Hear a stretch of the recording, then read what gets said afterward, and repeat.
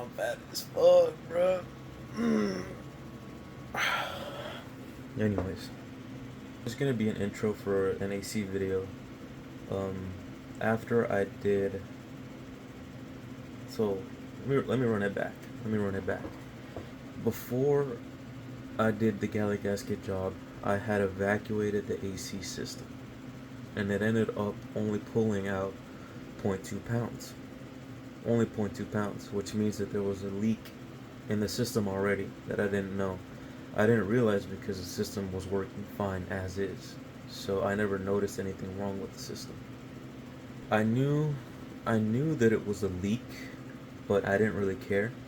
At the time, I just continued going forward with the Galley Gasket job. After I finished the Galley Gasket job, I had recharged the system and lifted the vehicle back up in the air to check for any leaks. Obviously, you saw in the last video and in this clip that I'm about to show, I ended up finding a coolant leak and an AC leak from the compressor. I ended up replacing both high side and low side compressor O-rings and recharged the system. When I recharged the system, I noticed that the readings on the gauges were completely off. But because I was using an older AC machine that we had in the shop, I thought that the gauges were wrong, so I didn't really think much of it. After I went home and drove with the AC on, I realized that it would work intermittently. It would blow warm and then it would blow cold. It would blow warm and then it would blow cold. So then I realized, thinking back, okay, the gauges were probably right then, because obviously there's something wrong with the system. So I went back. Well, after I got home, I started doing research and came across a forum about the same issues with the G37, and they were saying that it was either the expansion valve or they were saying that it was the expansion valve. I kind of forgot how how I ended up finding out, but I ended up deciding that the issue was actually the AC dryer, because the time that it took me to do the Galley Gasket job was a week, right? That means that I left the system open for a week. And in Texas, since it was really humid down here at the time, and it still really is, because it's been raining a lot, I realized, um, after looking up how the AC dryer works, is that it's supposed to absorb moisture from the AC system. But obviously, since it's been exposed for a week, the desiccant inside the AC dryer was basically already used up. It was done, since it was already exposed for a week. So once I came to the conclusion that I should have replaced the AC dryer, I went back to the shop. I evacuated the Freon and created a vacuum. And I ordered the part that same day. So I created that vacuum in the AC system and just left it like that. Once I got the part back in, or once I picked up the part from Nissan dealership, I then installed it. I pulled a vacuum for 45 minutes, and I recharged the system, evacuated it, recharged it again, and then drove it home. And it was working fine. I was filming like an outro for this video because I was like, oh yeah, no problem solved, easy, right? But after I turned off my car and turned it back on, I realized that it started blowing warm. And it started blowing warm. And after turning off the AC and turning it back on, and then it started blowing cold. So then I realized there's clearly still an issue here. With something, there's obviously something that there's something that's still not right. And so you're about to see in these future, or in these clips to come, I ended up going on Shopkeep Pro and getting like symptom charts for the G37 So you're about to see this right now in these future clips. But yeah. This is from my make and model. Let's see. 2010 Infiniti G37. So let's look at what should be. So we have ambient air temperature to operating pressure chart.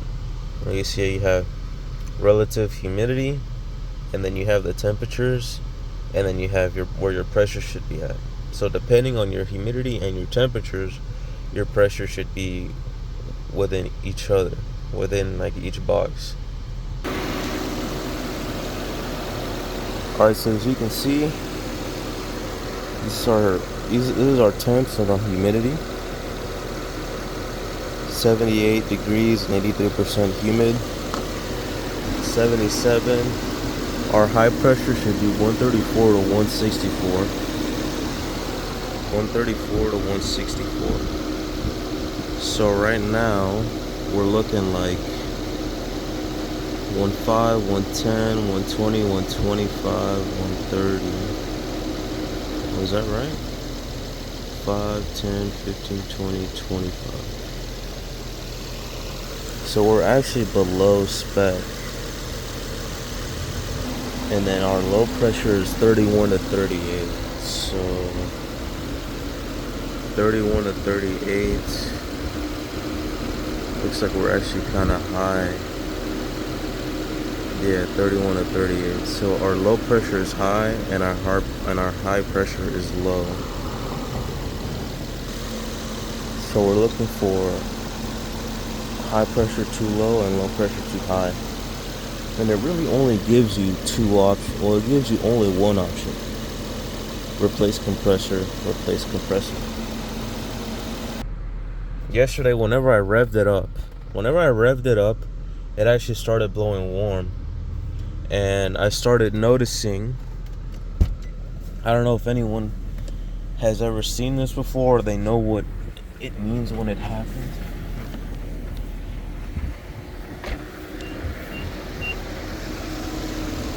So what started happening was the low pressure side started building up all the way up to max, and then the high pressure side would start to fall.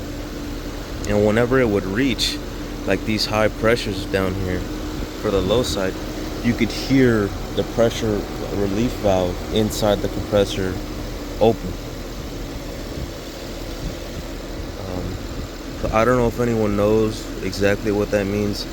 My best guess is there's something wrong internally with the compressor.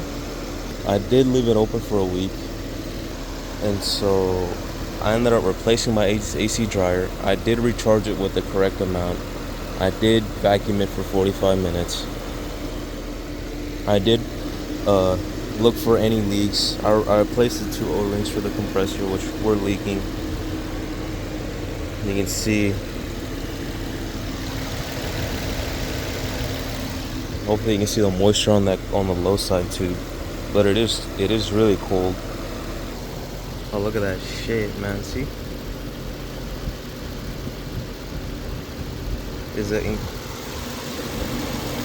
The compressor's engaged right now too.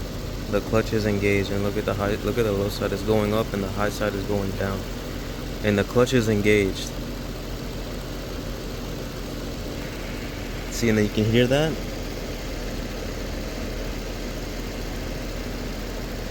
It's like releasing, and then we're back to where we should be.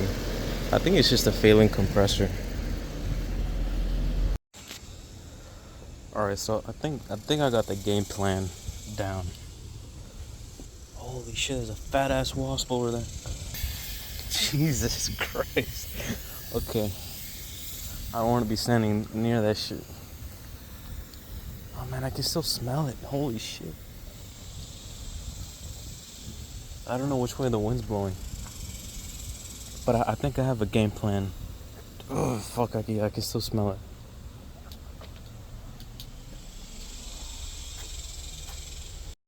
So this is some of the oil that I pulled out. It's kind of brownish. It's not really like contaminated.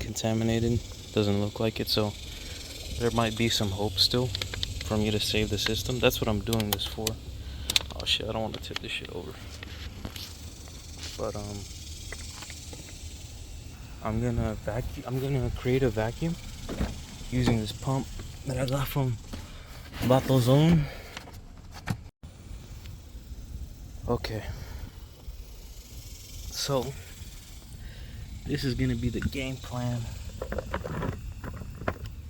for the time being, because honestly, to do this job right, I kind of want to replace everything: the condenser, the compressor, expansion valve, evaporator core, because it's all been exposed to moisture. And it's not necessarily the components that get damaged with with exposure to moisture, but it's more so that the oil that's within the system is hygroscopic, which means that it absorbs moisture. And whenever it absorbs moisture, that oil starts to break down into like this black liquid, and it pretty much gunks up the whole system. And it's better to replace all the components and flush the lines than it is to try to flush the components as well. So we've already evacuated the Freon.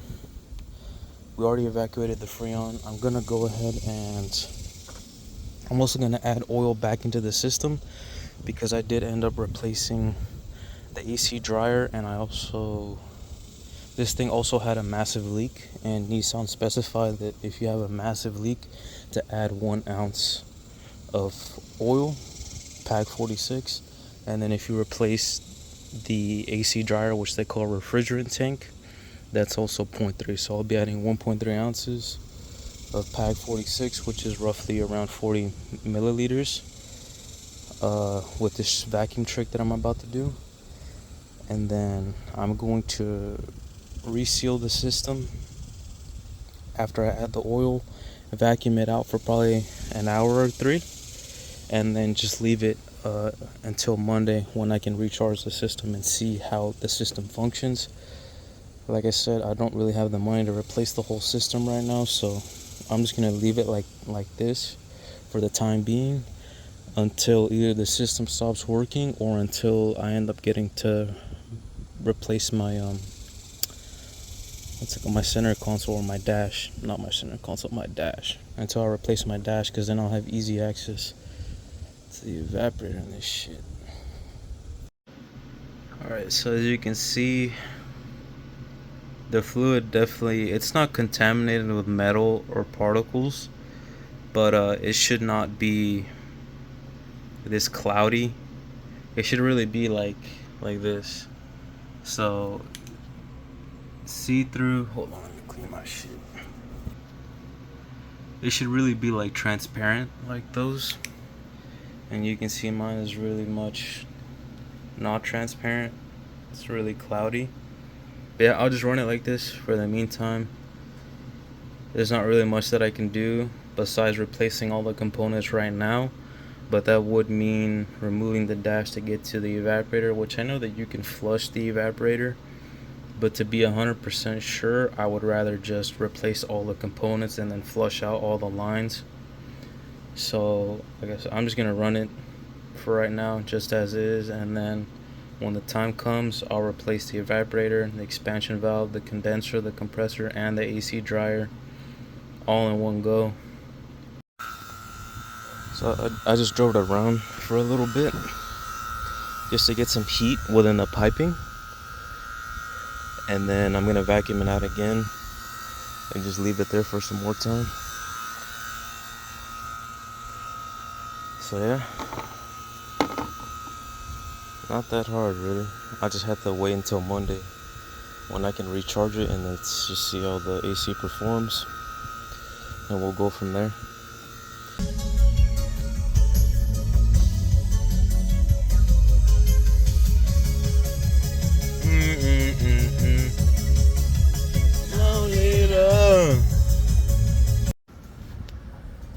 So here we are. This is gonna be the end of the video. I just wanted to take it to somewhere where I can get better lighting, but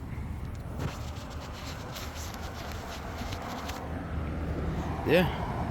So far the AC system's been working fine. The vehicle's been working good overall. Um, no issues. I haven't had it happen to me once yet, so maybe it was slow on oil. But yeah, so far no issues. The car's been great to me. It's been really fun. But yeah, if it's just a warning to everyone that's planning to do this job, is planning on taking off the whole front end, which means taking apart the AC system.